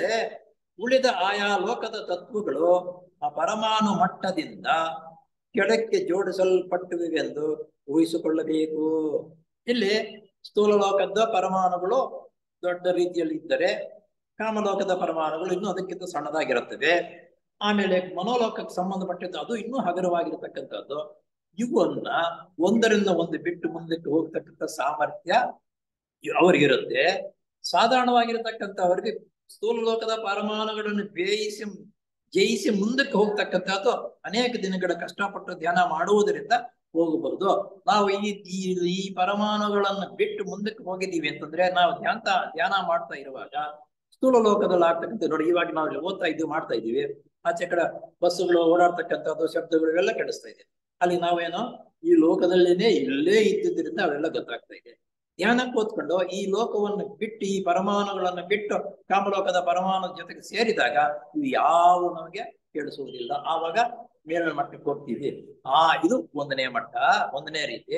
ಎರಡನೇದ್ರಂದ್ರೆ ಏಕದಮ್ಮನ ನಾವು ಪೂರ್ತಿಯಾಗಿ ಈ ಅಣುಗಳನ್ನ ಬೇರೆ ಅಣುಗಳ ಜೊತೆಯಲ್ಲೂ ಮೇಳಕ್ಕೆ ಹೋಗ್ತಕ್ಕಂಥದ್ದು. ಯಾಕಪ್ಪ ಅಂತಂದ್ರೆ ಎಲ್ಲವೂ ಒಂದು ದಾರದಲ್ಲಿ ಮಣಿಗಳು ಕೂಡಿಸಿದಾಗ ಯಾವ ರೀತಿ ಇರುತ್ತೋ ಹಾಗೆ ಪರಮಾಣುಗಳೆಲ್ಲವೂ ಒಂದು ನೇರವಾಗಿರ್ತಕ್ಕಂಥದ್ದನ್ನು ಇದನ್ನು ದಾಟಿ ಮುಂದಕ್ಕೆ ಹೋಗ್ತಕ್ಕಂಥ ಸಾಮರ್ಥ್ಯ ಎರಡನೇ ಇವರಿಗೆ ಗೊತ್ತಾಗುತ್ತೆ. ಇದಕ್ಕಿಂತ ಅತೀತವಾದ ಮತ್ತೊಂದು ಮಾರ್ಗವಿದೆ. ಅದೇನೆಂದರೆ ಈ ಬ್ರಹ್ಮಾಂಡದ ಮನಸ್ತತ್ವದ ಪರಮಾಣು ತತ್ವದಿಂದ ನೋಡಿ, ಇನ್ನೂ ಮುಂದಕ್ಕಿದು ಬಹಳ ಕಷ್ಟವಾಗಿರತಕ್ಕಂಥದ್ದು. ತತ್ವದಿಂದ ವಿಶ್ವಾಂಡದ ಮನಸ್ತತ್ವದ ಪರಮಾಣು ಮಟ್ಟಕ್ಕೆ ನೇರವಾಗಿ ಪ್ರಜ್ಞೆಯನ್ನು ಹತ್ತಿಸುವುದು. ಪರಮಾಣು ಮಟ್ಟಕ್ಕಿಂದ ನೇರವಾಗಿ ವಿಶ್ವಮಟ್ಟಕ್ಕೆ ನಾವು ಪ್ರಜ್ಞೆಯನ್ನು ಹತ್ತಿಸಬಹುದು. ಆದರೆ ಆ ರೀತಿ ತನ್ನ ಪ್ರಜ್ಞೆಯನ್ನು ಹತ್ತಿಸುವುದು ನನ್ನ ಶಕ್ತಿಗೆ ಮೀರಿದ್ದಾಗಿರುತ್ತದೆ. ಆ ಮಟ್ಟಕ್ಕೆ ಹೋಗ್ತಕ್ಕಂಥದ್ದು ನನ್ನ ಶಕ್ತಿಗೆ ಅದು ಮೀರಿದ್ದಾಗಿದೆ, ಆಗ್ತಾ ಇಲ್ಲ. ಕೆಳಗಿನ ಮನಸ್ತತ್ವದ ಪರಮಾಣು ಮಟ್ಟದಿಂದ ವಿಶ್ವದ ಮನಸ್ತತ್ವದ ಪರಮಾಣು ಮಟ್ಟಕ್ಕೆ ದೃಷ್ಟಿಯನ್ನು ಇಟ್ಟು ನೋಡುವಂತಹ ಸುಯೋಗವು ಒಂದು ಸಾರಿ ನನಗೆ ಪ್ರಾಪ್ತಿವಾಯಿತು. ಇವರು ಬಹಳ ಮುಂದುವರಿತಕ್ಕಂಥವ್ರು. ಈ ಕೆಳಗಡೆ ಪರಮಾಣು ಮಟ್ಟ ಈ ಸ್ಥೂಲ ಲೋಕದಲ್ಲಿ ಧ್ಯಾನ ಮಾಡ್ತಾ ಇದ್ದುಕೊಂಡು ಏಕಕಾಲದಲ್ಲಿ ಧ್ಯಾನ ಮಾಡ್ತಾ ಇರುವಾಗ ಉನ್ನತ ಮಟ್ಟಕ್ಕೆ ಹೋಗಿ ಆ ಸಮೀಪ ವಿಷಯವನ್ನು ನೋಡ್ತಕ್ಕಂಥ ಸುಯೋಗ ಅವರಿಗೆ ಒದಗಿ ಬಂತು. ನಾವು ಅಷ್ಟೇ ಪ್ರಯತ್ನ ಪಟ್ಟು ನಮ್ಮ ಕೆಲಸ ಕಾರ್ಯವು ನಮ್ಮ ನಿಷ್ಠೆಯಿಂದ ನಾವು ಧ್ಯಾನ ಮಾಡ್ತಾ ಇದ್ದರೆ ಜೀವನದಲ್ಲಿ ಆಗು ಹೋಗುಗಳು ಅಂದ್ರೆ ಒಳ್ಳೇದ್ಯಾವುದು ಕೆಟ್ಟದ್ದು ಯಾವುದು ಅಂತಕ್ಕಂಥ ಅದನ್ನ ತಿಳ್ಕೊಂಡು ಜೀವನ ನಡೆಸ್ತಾ ಇದ್ದು ಧ್ಯಾನವನ್ನು ಮಾಡ್ತಾ ಇದ್ರೆ ಒಂದಲ್ಲ ಒಂದ್ಸಲ ನಮಗೆ ಸ್ವಲ್ಪ ಹೇಳಕ್ ಹೋಗಿ ಆ ಧ್ಯಾನದಲ್ಲಿ ಬರತಕ್ಕಂಥ ಆನಂದವು ನಮಗೆ ಭಾಷವಾಗುತ್ತದೆ. ಒಂದು ಸಾರಿ ನನಗೆ ಪ್ರಾಪ್ತವಾಯಿತು. ಆಗ ನನಗೆ ಆ ದಿವ್ಯ ಅನುಭವವನ್ನು ಕೆಳಗಿನ ಲೋಕದ ಮಾತುಗಳಲ್ಲಿ ಹೇಳಲು ವರ್ಣಿಸಲು ಅಸಾಧ್ಯವಾದದ್ದು. ಆ ಉನ್ನತ ಮಟ್ಟಕ್ಕೆ ಹೋದಾಗ ಆ ಜ್ಞಾನ ಆ ಪ್ರಭೆ ಆಗಿತ್ತು ಅಂತ ಅನ್ನೋದನ್ನ ಹೇಳುವುದಕ್ಕೆ ಯಾರಿಂದನೂ ಆಗಲ್ಲ. ಆ ಇದು ಯಾವ ರೀತಿ ಇತ್ತು ಅನ್ನೋದನ್ನು ಹೇಳೋದಕ್ಕಾಗಲ್ಲ. ಅದಂದ್ರೆ ವಿಶ್ವರೂಪ ದರ್ಶನ ಇದ್ದಂಗೆ. ಕೃಷ್ಣ ಅರ್ಜುನನ್ಗೆ ವಿಶ್ವರೂಪ ದರ್ಶನ ತೋರಿಸಿದಾಗ ಅಯ್ಯೋ ಅಂತಂದ್ರೆ ಆಯ್ತಪ್ಪ ನನ್ನಿಂದ ಆಗಲ್ಲ, ನೋಡಕ್ಕಾಗಲ್ಲ, ಅದು ಹೀಗೆ ಅದು ಯಾಕಂದ್ರೆ ಒಂದು ಭಯಂಕರವಾಗಿ ಕಾಣಿಸ್ಬಿಡ್ತು. ಹಾಗೆ ಅಂತಹ ವಿಶ್ವರೂಪ ದರ್ಶನವಾಗಿರತಕ್ಕಂಥದ್ದು ಸುಯೋಗವು ಒಂದ್ಸಲ ಅವರಿಗೆ ಬಂತು.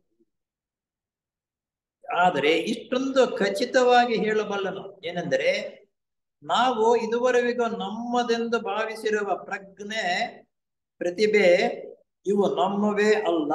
ಆತನು ಇದುವರೆಗೂ ನಾನು ಮಾಡಿದ್ದು ನನ್ನ ಪ್ರಜ್ಞೆ ಮುಂದೆ ಕೊಡ್ತಾ ಇದ್ದೀನಿ, ಹೀಗಿದೆ ನನ್ನ ಪ್ರಜ್ಞೆ ಇದೆ ಹಾಗೆ ಇರ್ತಕ್ಕಂಥದ್ದು ಜಂಬ. ನಾವಾದ್ರೆ ಜಂಬ ಕೊಟ್ಕೊಡಲ್ವಾ?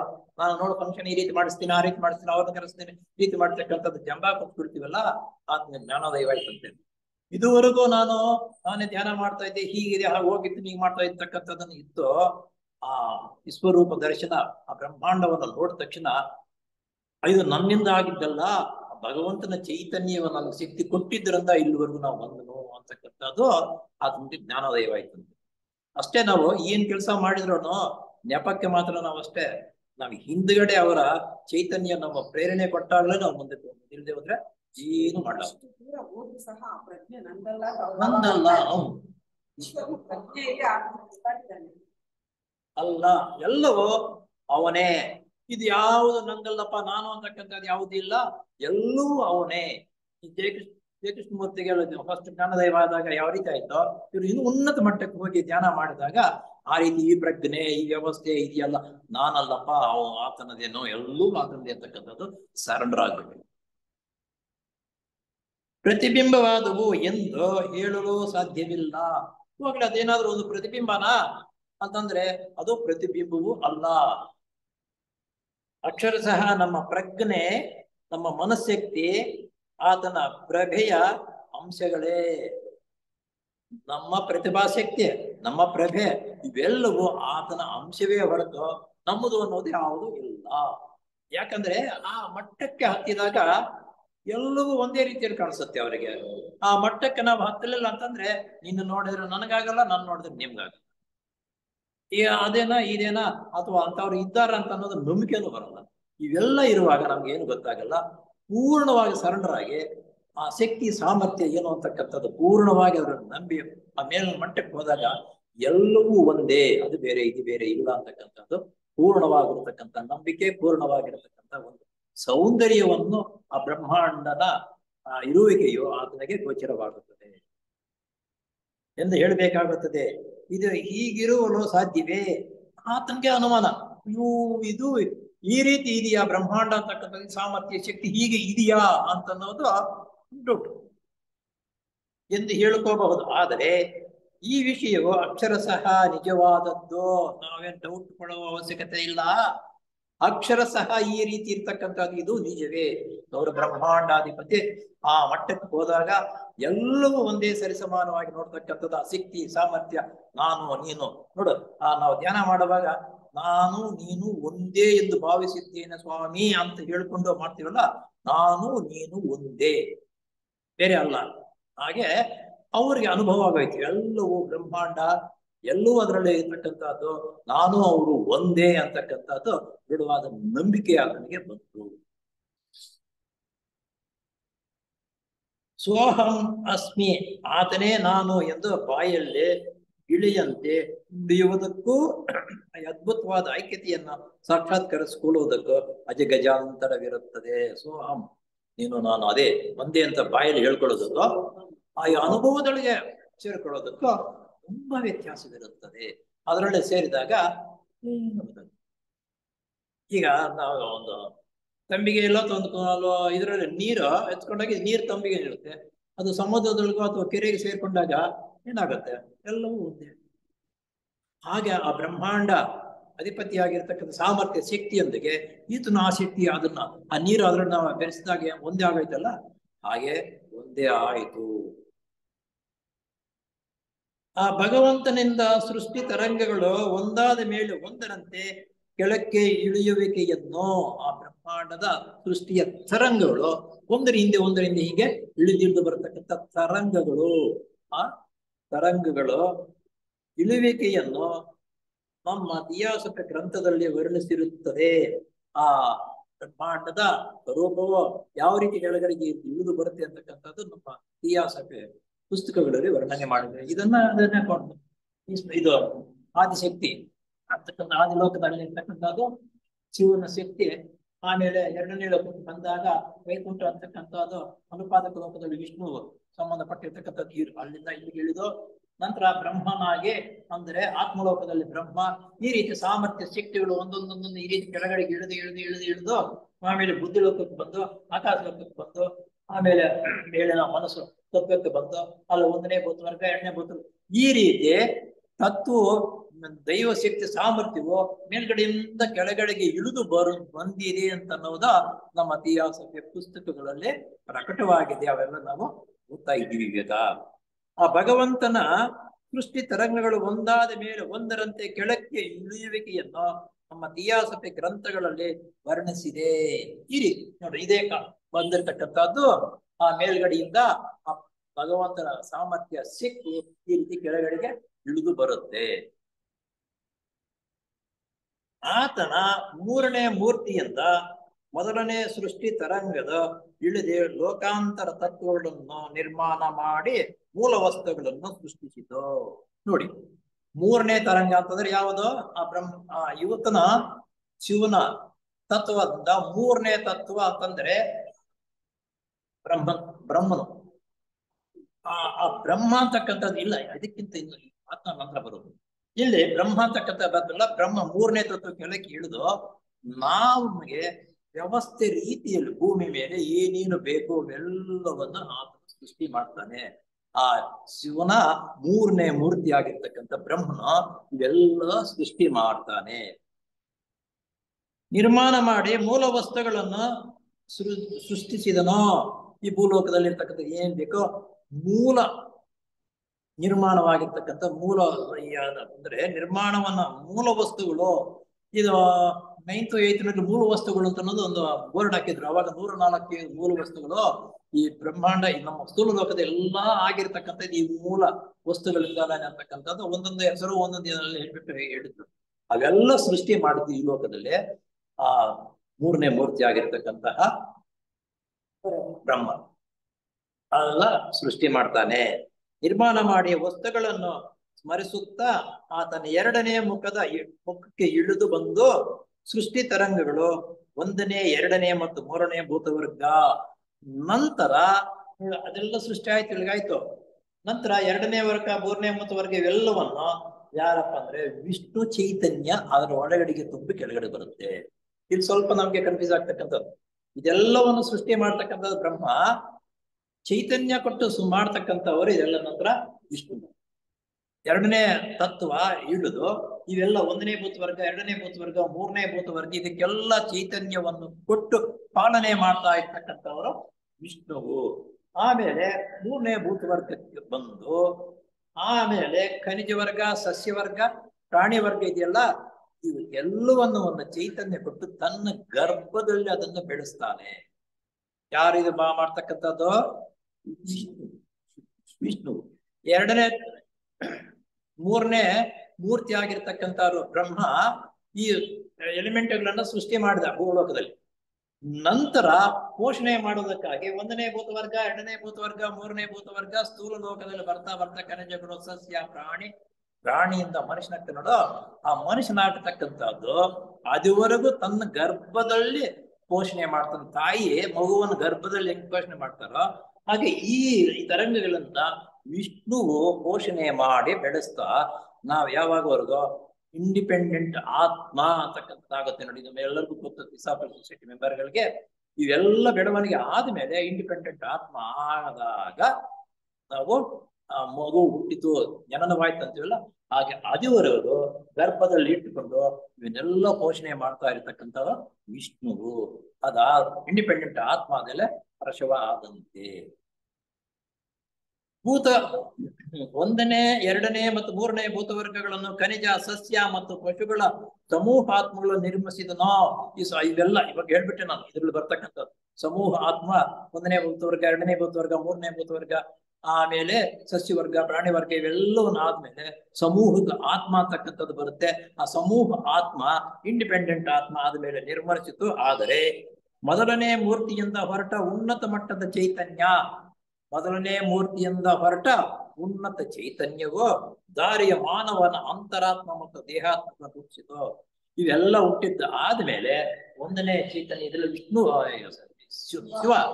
ಆ ಶಿವನು ಉಸಿರು ಬಂದಾಗ ನಮಗೆ ಇಂಡಿಪೆಂಡೆಂಟ್ ಆತ್ಮ ಆಗಿ ಶಿವನ ಶಕ್ತಿಯು ಸಮೇತ ಆವಾಗ ನಮಗೆ ಬರುತ್ತದೆ. ಇದು ಬ್ರಹ್ಮಾಂಡದ ರಚನೆ ಯಾವ ರೀತಿ ಬಂತು ಹಾಗೆ ಅಂತಕ್ಕಂಥದ್ದನ್ನ ಇದು ನಾವು ಈ ಸರ್ಕಲ್ ಸೊಸೈಟಿಯಲ್ಲಿ ಇರ್ತಕ್ಕಂಥವ್ರು ಕಷ್ಟ ಇದಪ್ಪ ಅಂತ ಬಿಟ್ಬಿಟ್ರೆ ನಾನು ನೋಡಿದೆ 1 ಸಲ 2 ಸಲ ಅಯ್ಯೋ ಬಹಳ ಕಷ್ಟ ಇದನ್ನ ಹೇಳೋದಕ್ಕೂ ಮಾಡೋದಕ್ಕೂ ಅಂತ ಅಂದ್ಕೊಂಡೆ. ಕಷ್ಟವೇ ಆಗ್ಲೇನಪ್ಪ, ಇದನ್ನ ನಾವು ಸ್ವಲ್ಪವಾದ್ರೂ ತಿಳ್ಕೋಬೇಕು ಅಂತ ಹೇಳ್ಬಿಟ್ಟು ಇದನ್ನ ಇವತ್ತು ತಗೊಂಡು ಹೊರಟ ಉನ್ನತ ಮಟ್ಟದ ಚೈತನ್ಯ ದಾರಿಯು ಮಾನವರ ಅಂತರಾತ್ಮ ಮತ್ತು ದೇಹಾತ್ಮಗಳು ರೂಪಿಸಿತು. ನಂತರ ಇವೆಲ್ಲ ಬಂದ್ಬಿಟ್ಟಿದೆ ಆದ್ಮೇಲೆ ಇವೆಲ್ಲ ಆದ್ಮೇಲೆ ಅಂತರಾತ್ಮ ದೇಹಾತ್ಮ ಸೃಷ್ಟಿ ಆಯಿತು ಅಂತ ಅನ್ನೋದು ನೋಡಿ.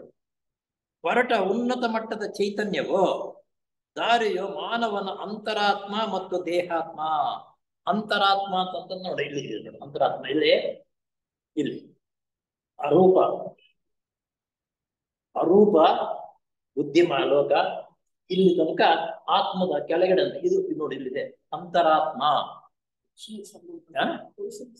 ಸಂಬಂಧಪಟ್ಟಿರ್ತಕ್ಕಂಥ ಇದು ಅಂತರಾತ್ಮ, ಇದು ದೇಹಾತ್ಮ, ಸ್ಥೂಲ ಲೋಕ, ಕಾಮಲೋಕ, ರೂಪಲೋಕ, ಕೆಳಮನಸ್ಸು ಅಂತ ನೋಡ. ಇದು ಈ ಮೂರು ದೇಹಗಳಿಗೂ ಮೂರು ಲೋಕಗಳಿಗೆ ಸಂಬಂಧಪಟ್ಟಿರ್ತಕ್ಕಂಥದ್ದು ಆಯಿತು ನೋಡಿ. ಹೊರಟು ಅಂದರೆ ಮೊದಲನೇ ಮೂರ್ತಿಯಿಂದ ಹೊರಟ ಉನ್ನತ ಮಟ್ಟದ ಚೈತನ್ಯವು. ಮೊದಲನೇ ಮೂರ್ತಿ ಅಂತಂದ್ರೆ ಯಾರು? ಮೊದಲನೇ ಮೂರ್ತಿ ಅಂದ್ರೆ ಶಿವನಿಂದ. ಎರಡನೇ ಮೂರ್ತಿ ಅಂದ್ರೆ ವಿಷ್ಣು. ಮೂರನೇ ಮೂರ್ತಿ ಅಂತಂದ್ರೆ ಬ್ರಹ್ಮ. ಇವರು ಮೂರು ಮೊದಲಿಗೆ ಬರ್ತಕ್ಕಂಥದ್ದು ಬ್ರಹ್ಮನೇ ಇಲ್ಲ, ಆಮೇಲೆ ಪೋಷಣೆ ಮಾಡ್ತಕ್ಕಂಥವರು ವಿಷ್ಣುವು. ಇವು ನಾವು ಇಂಡಿಪೆಂಡೆಂಟ್ ಈ ರೀತಿ ಆದ್ಮೇಲೆ ಅಲ್ಲಿಂದ ಮುಂದಕ್ಕೆ ನಡೆಯೋದಕ್ಕೆ, ಮುಂದಕ್ಕೆ ಬೆಳವಣಿಗೆ ಆಗುವುದಕ್ಕೆ ದೇಹಾತ್ಮ ಅಂತರಾತ್ಮ ಅಂತಕ್ಕಂಥದ್ದು ಆತ್ಮಗಳಾಗಿ ಇವನ್ನು ಪೋಷಣೆ ಮಾಡಿ ಇಲ್ಲಿ ಬೆಳವಣಿಗೆ ಆಗುವುದಕ್ಕಾಗಿ ನಂತರ ಶಿವ ಆವರಣ ಉಸಿರು ಬಂದಾಗ ಶಿವ ತತ್ವ ನಮ್ಮಲ್ಲಿ ಸೇರಿಕೊಂಡು ಈ ದೇಹಗಳ ಮುಖಾಂತರ ಆ ಲೋಕಗಳ ಬೆಳವಣಿಗೆ ಹೋಗ್ತಾ ಇರ್ತೀವಿ. ಹುಟ್ಟು ಸಾವು ಅಲ್ಲಿ ಬೆಳವಣಿಗೆ ಆಗಿ ತಿಳುವಳಿಕೆ ಪಡೆಯುವುದಕ್ಕಾಗಿ ನಮ್ಗೆ ಹುಟ್ಟು ಸಾವು ಅಂತಕ್ಕಂಥದ್ದು ಇರುವುದು. ಆದ್ರಿಂದ ನಮ್ಗೆ ಗೊತ್ತಾಗಲ್ಲ ಮೊದಲು, ಅಯ್ಯೋ ಹುಟ್ಟಿದ್ದೀವಿ ಸಾಯೋದಾ ಏನಪ್ಪಾ ಅಯ್ಯೋ ಅನ್ಕೊಳ್ತೀವಿ. ಆದರೆ ಭಗವಂತನಿಟ್ಟಿರೋದು ಹುಟ್ಟು ಸಾವು ಯಾತಕ್ಕೆ? ನಾವು ಅಭಿವೃದ್ಧಿ ಹೊಂದುವುದಕ್ಕೆ ಹೊರತು ನಮ್ಮನ್ನ ಕಸಿದುಕೊಂಡು ಸಾಯಿಸತಕ್ಕಂಥದ್ದು ಅವೆಲ್ಲ ಸಾಯಿಸುವುದಕ್ಕಾಗಿ ಯಾರು? ಶಿವನೇ ಬಹಳ ಮುಖ್ಯ. ಅದಕ್ಕೆ ಮಶಾನಗಳಲ್ಲಿ ಶಿವಂದಿರ್ತಕ್ಕಂಥದ್ದು. ಚೈತನ್ಯಧಾರಿಯ ಮಾನವನ ಅಂತರಾತ್ಮ ಮತ್ತು ದೇಹಾತ್ಮಗಳನ್ನು ರೂಪಿಸಿತು. ಪ್ರತಿಯೊಂದು ನಕ್ಷತ್ರವು ನಮ್ಮ ಸೂರ್ಯನ ಇದ್ದಂತೆ, ಅಂದರೆ ಗ್ರಹಗಳು ಬಿಟ್ಟು ಪ್ರತಿಯೊಂದು ನಕ್ಷತ್ರವು ಸೂರ್ಯ, ನಮ್ಮ ಸೂರ್ಯನ ನಮ್ಗೆ ಹೆಂಗಿರ್ತಾನೋ ಪ್ರತಿಯೊಂದು ನಕ್ಷತ್ರವು ಅದರಂತೆ. ಆದರೆ ಪ್ರತಿಯೊಬ್ಬ ಅಂತಹ ಸೂರ್ಯನು ವಿಶ್ವೇಶ್ವರನ ಒಂದು ಅಭಿವ್ಯಕ್ತ ಅಂಶ ಇದ್ದಂತೆ. ವಿಶ್ವೇಶ್ವರ ಅಂತಂದ್ರೆ ಯಾರು? ಈಶ್ವರನೇ. ಎಲ್ಲವೂ ಆತ್ಮ ಅಭಿವ್ಯಕ್ತ ಸಾಮರ್ಥ್ಯವಿದ್ದಂತೆ ಅಂತಕ್ಕಂಥದ್ದನ್ನ ಡೆಡ್ ಪೀಟರ್ ಇದನ್ನ ನೋಡಿ ಇದನ್ನ ಸ್ವಲ್ಪ ನಮ್ಮ ತಿಳುವಳಿಕೆ ಬರಲಿ ಅಂತ ಅವರು ಧ್ಯಾನ ಮಾಡಿ ಆ ಲೋಕಗಳು ಆ ವ್ಯವಸ್ಥೆ ಎಲ್ಲ ನೋಡಿದ್ದನ್ನ ತಾನು ಬರೆದಿರ್ತಕ್ಕಂಥ ಪುಸ್ತಕಗಳು ದಿವ್ಯ ದೃಷ್ಟಿಯಿಂದ ಎಲ್ಲ ನೋಡಿರ್ತಕ್ಕಂಥದ್ದೇ ಪುಸ್ತಕದ ರೂಪದಲ್ಲಿ ಬರೆದು ನಮಗೆಲ್ಲ ಬಹಳ ಉಪಕಾರ ಮಾಡಿರ್ತಕ್ಕಂಥವ್ರು. ನಾವು ಚಿರಋಣಿಗಳು, ನಾವು ಅವ್ರನ್ನ ಮರೆಯೋದಕ್ಕೆ ಸಾಧ್ಯವಿಲ್ಲ ನೋಡಿ. ಇದನ್ನ ಗುರುಗಳು ಮೊನ್ನೆ ಒಂದು ಇದ್ರಲ್ಲಿ ಓದಿದೆ. ಇಸಾಕಲ್ ಸೊಸೈಟಿ ಪ್ರಾರಂಭವಾದ ಮೇಲೆ ಮೇಡಮ್ ಬ್ಲಾವಟ್ಸ್ಕಿ ಅವರು ತೀರ್ಕೊಂಡಿದ್ದ ಆದ್ಮೇಲೆ ಸುಮಾರು 9 ವರ್ಷಗಳಾದ್ಮೇಲೆ ಈ ಸೊಸೈಟಿ ಮೆಂಬರ್ಗಳಾಗಿರ್ತಕ್ಕಂಥವ್ರು ಕೆಲವರು ವಿಷಯ ತಿಳ್ಕೊಳ್ತಕ್ಕಂಥವ್ರು ಮಾಡ್ತಕ್ಕಂಥವ್ರು ಇರುತ್ತೆ. ಆದ್ರೆ ಆ ತಿಳುವಳಿಕೆ ಇರ್ತಕ್ಕಂಥ ಅಲ್ಪ ಸ್ವಲ್ಪ ಕೆಲವರು ಆಗ ಸೊಸೈಟಿ ಪ್ರಾರಂಭ ಮಾಡಿದಾಗ ಮೇಲಿನ ಗುರುಗಳಿದಾರ ನೋಡು, ಗುರುಗಳು ಸಾಧಾರಣ ಸ್ವಲ್ಪ ಮೇಲ್ಮಟ್ಟಕ್ಕೆ ಬಂದಿರತಕ್ಕಂಥವರಿಗೆ ದರ್ಶನ ಕೊಡ್ತಾ ಇದ್ದಾರಂತೆ, ಕಾಗದಗಳ ಸಮೇತ ಬರೀತಾ ಇದ್ರು ಅಂತ ಹೇಳ್ತಾರೆ. ಆ ಕಾಗದ ಅದ್ರಲ್ಲಿ ಬರ್ತಾ ಅಂತ ಹೇಳ್ತಾರೆ. ಅವ್ರು ಕೆಲವ್ರು ಹೇಳ್ತಾರಂತೆ, ಸ್ವಾಮಿ ಮೆಂಬರ್ಗಳಾಗಿದ್ದೀವಿ, ಅಲ್ಪ ಸ್ವಲ್ಪ ಎಲ್ಲ ತಿಳ್ಕೊಂಡಿದ್ದೀವಿ ಮೇಡಮ್ ಅವ್ರು ಹೇಳಿದ್ರು, ಆದ್ರೆ ನಮ್ ತಿಳುವಳಿಕೆ ಬಂದಿರತಕ್ಕಂಥವ್ರು ಇವಾಗ ಏನ್ ಇದ್ದಾರೆ, ಮೂರ್ತಿ ಪೂಜೆ ಮಾಡೋದು ನಾವು ಮುಂದಕ್ಕೆ ಹೋಗ್ಬೋದು, ಆ ಮೂರ್ತಿ ಪೂಜೆ ಇಲ್ಲದೆ ಹೋದ್ರೆ ನಾವು ಮುಂದಕ್ಕೆ ಹೋದಕ್ಕೆ ಆಗಲ್ಲ. ಆ ನಂತರ ಮೇಡಮ್ ಬ್ಲಾವಟ್ಸ್ಕಿ ಅವ್ರನ್ನ ಹುಟ್ಟಿಸಿ ಆ ಬೆಳವಣಿಗೆ ಮಾಡುವುದಕ್ಕಾಗಿ ಮಾರ್ಗದರ್ಶನ ಕೊಡಿಸಿ ನಮ್ಗೆಲ್ಲರಿಗೂ ಅಂತ ಅವ್ರನ್ನ ಮಹಾತ್ಮನ ಕೇಳ್ಕೊಳ್ತಾರೆ. ಆಗ ಅವ್ರು ಹೇಳ್ತಾರೆ, ಇಲ್ಲ ಉನ್ನತ ಲೋಕಗಳೆಲ್ಲ ಅವ್ರ ಕೆಲಸ ಇನ್ನೂ ಅಪಾರವಾಗಿ ಕೆಲಸ ಮಾಡೋದೈತೆ, ಈಗಲೇ ಸದ್ಯಕ್ಕೆ ಅವರನ್ನ ನಂತರ ಸ್ಥೂಲ ಲೋಕದಲ್ಲಿ ಹುಟ್ಟಿಸೋದಕ್ಕೆ ಆಗಲಾರದು ಅಂತ ಹೇಳ್ತಾರೆ. ಅಲ್ಲಿಗೆ ಬಹುಶಃ ಅನ್ಸುತ್ತೆ ನನ್ಗೆ ಈ ವಿಷಯ ಹೇಳಿದ್ದು ಮೇಡಮ್ ಇವ್ರಿಗೆ ಅನಿ ಬೆಸೆಂಟ್ ಅವ್ರಿಗೆ. ಅನಿ ಬೆಸೆಂಟ್ ಅಲ್ಲಿಂದ ಈಚೆ ನಮ್ಮ ಭಾರತ ಸಮಾಜ ಪೂಜೆ ಬಂದಿದ್ದರಿಂದ ನನಗೆ ಬೇರೆ ಅಲ್ಲಿಂದ ಈಚೆಗೆ ಅಂತ ಅನ್ಸುತ್ತೆ ಅವ್ರಿಗೆ ಆ ಜ್ಞಾನೋದಯ ಆದ್ಮೇಲೆ. ಯಾಕಂದ್ರೆ ಅನೇಕರು ಭಾರತ ಸಮಾಜ ಪೂಜೆಗೆ ಬಂದು ಆಕರ್ಷಣೆ ಆಗ್ತಾ ಇದ್ದಾರೆ. ಆ ಭಾರತ ಸಮಾಜ ಪೂಜೆನ ಇಲ್ಲದೆ ಹೋಗಿದ್ರೆ ಏನು ಆಗ್ತಾ ಇರ್ಲಿಲ್ಲ, ಕಷ್ಟ. ಆದ್ರಿಂದ ಈ ರೀತಿ ಪರಿವರ್ತನೆ ಮಾಡಿದ್ರೆ ಏನು ಅಂತ ಅನ್ಸುತ್ತೆ ನಿಜವಾಗ. ಭಾರತ ಸಮಾಜ ಪೂಜೆ ವ್ಯವಸ್ಥೆ ರೀತಿಯಲ್ಲಿ ಕೂತ್ಕೊಂಡು ಮಾಡ್ತಾ ಇದ್ದಾರೆ, ಒಂದೊಂದು ಮಂತ್ರ ಒಂದೊಂದು ಇದು ಮಾಡ್ತಕ್ಕಂಥ ಸ್ಟೆಪ್ ಬೈ ಸ್ಟೆಪ್ ಬಂದ್ರೆ ಎಷ್ಟು ಆಕರ್ಷಣೆ ಬರುತ್ತೆ, ಎಲ್ಲರೂ ಸುತ್ತಕೊಳ್ಳುತ್ತೆ. ಆದ್ರಿಂದ ಇವರು ನಮ್ಮ ಅನಿ ಬೆಸೆಂಟ್ನವರು ಅವರ ಕಾಲದಲ್ಲಿ ಅವರು ಪೂರ್ಣವಾದ ವ್ಯವಸ್ಥೆ ಮಾಡಿ ಜಿಡ್ಡು ಕೃಷ್ಣಮೂರ್ತಿ ಅವರ ನೇತೃತ್ವದಲ್ಲಿ ಅವ್ರಿಗೂ ಟ್ರೈನಿಂಗ್ ಕೊಟ್ಟು ನೋಡಿ, ಅಂತ ಬೆಳವಣಿಗೆ ಆಗಿರ್ತಕ್ಕಂಥವ್ರಿಗೆ ಟ್ರೈನಿಂಗ್ ಕೊಟ್ಟು ಭಾರತ ಸಮಾಜ ಪೂಜೆಯನ್ನ ಮಾಡಿಸುವುದು ಇವರ ಗುರುಗಳ ಯಾವುದೋ ಒಂದು ಆ ರೀತಿ ಆಕರ್ಷಣೆ ಆಗ್ಬೇಕಾದ್ರೆ ಆಗ್ಲೇಬೇಕು ಅಂತ ಅನೇಕ ಸದಸ್ಯರು ಈ ರೀತಿ ಇದ್ದಾರೆ.